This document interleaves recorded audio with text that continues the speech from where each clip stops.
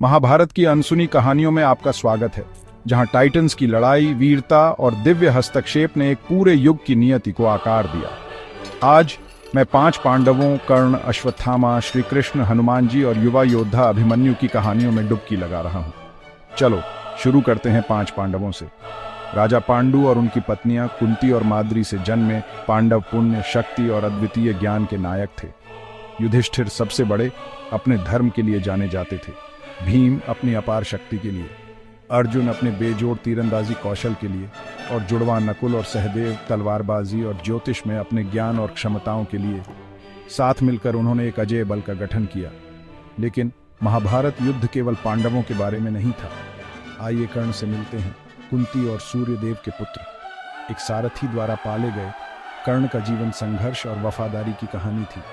अपने असली वंश को जानने के बावजूद दुर्योधन के प्रति उनकी अटूट निष्ठा ने उन्हें पांडवों का एक दुर्जय विरोधी बना दिया।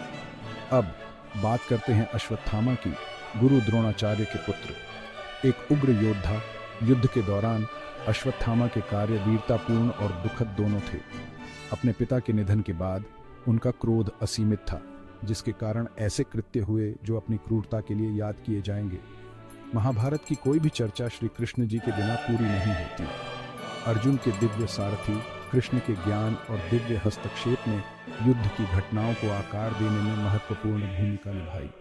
भगवद गीता में उनकी शिक्षाएं आध्यात्मिक और दार्शनिक मार्गदर्शन का प्रकाश स्तंभ बनी हुई है। और ये रहा एक दिलचस्प मोड़, हनुमान जी। मुख्य रूप से रामायण से जाने जाते हैं, हनुमान जी ने महाभारत में भी एक महत्वपूर्ण उपस्थिति दर्ज कराई। ऐसा माना जाता है कि उन्होंने अर्जुन के रथ की रक्षा की, युद्ध के मैदान में उनकी सुरक्षा सुनिश्चित की। अंत में आइए याद करते हैं अभिमन्यु को, युवा योद्धा और अर्जुन के पुत्र, कम उम्र से ही युद्ध में प्रशिक्षित। अभिमन्यु की बहादुरी के साथ चक्रव्यूह रचना के दौरान चमक उठी।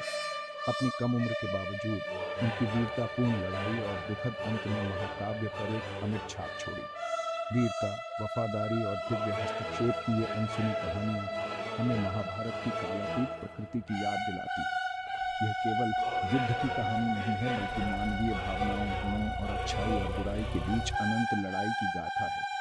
इसलिए अगली बार जब आप महाभारत के बारे में सोचें, तो इन अनसुनी कहानियों को याद रखें, जिन्होंने एक युग को आकार दिया और पीढ़ियों को प्रेरित करना जारी रखा है।